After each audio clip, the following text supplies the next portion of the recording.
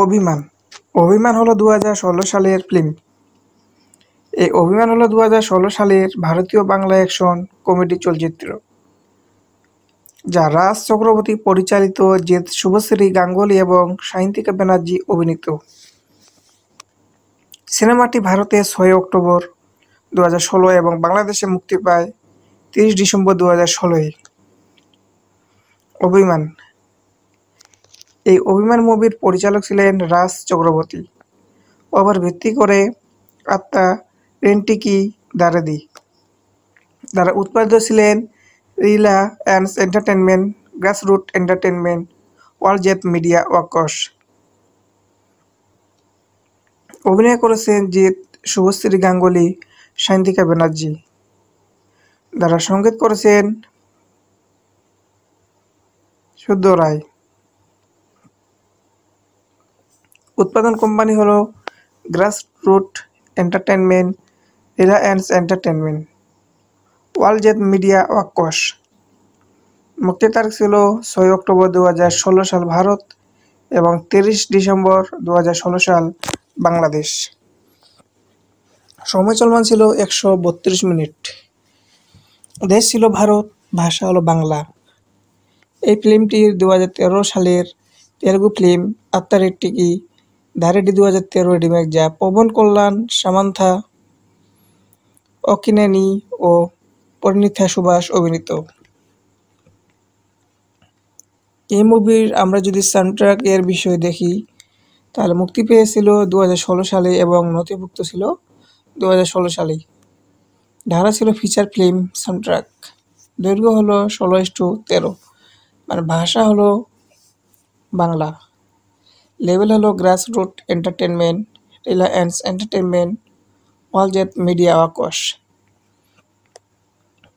এই মুভি যদি আমরা দেখি যে যারা যারা অভিনয় করেছে, তারা হলো অকশ দেব বর্মনের কোম্পানিতে পরিচালক হিসেবে ইউসুফ চিশতি, ঈশানীর চরিত্রে স্বস্তিকা দত্ত, মিস্টার চরিত্রে সুপ্রিয় দত্ত ঠনঠনিয়া, যুধিষ্ঠির ষষ্ঠার চরিত্রে সুদীপ মুখোপাধ্যায়, খোরাস মুখার্জি ভিশু চরিত্রে মধুরা মজুমদার ম্যানেজার, শিবকের চরিত্রে কাঞ্চন মল্লিক,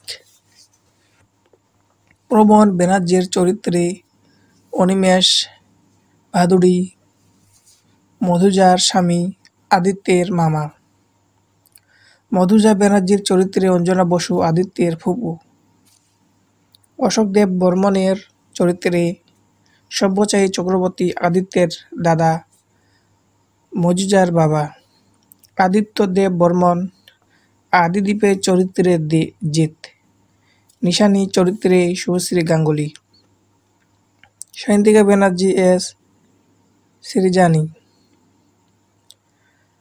আমরা এই মুভির কাস্ট মানে যারা যারা অভিনয় করেছে তাদের সম্পর্কে জানলাম। এখন জানবো আমরা এই মুভির সারমর্ম এর সম্পর্কে। যে অভিমান একজন গর্বিত ইতালীয় বাঙালি বিজনেস টাইকুন অশোক দেব বর্মন, সব্যসাচী চক্রবর্তী এবং তার বিচ্ছিন্ন কন্যা মজুজার অঞ্জনা বসু। গল্লম ধুজা তার বাবার প্রতি ঘৃণা পোষণ করে। তিনি তাকে প্রত্যাখ্যান করেছিলেন কারণ তিনি তার ইচ্ছার বিরুদ্ধে নিম্ন সমাজের কাউকে বিয়ে করেছিলেন। এখন 25 বছর পেরিয়ে গেছে। বয়সের সাথে সাথে অশোক এখন মজুমদার তার সাথে তার সম্পর্ক ঠিক করতে চায়। এর জন্য তিনি তার নাতি আদিত্য দেব বর্মনের জিৎ সাহায্য চান। বাকি গল্পটি আদিত্যের ইতালি ছেড়ে কলকাতায় আসার অনুসরণ করে একজন ড্রাইভার হিসেবে বাড়িতে প্রবেশ করে এবং কিভাবে সে অনেক দুঃসাহসিক কাজ এবং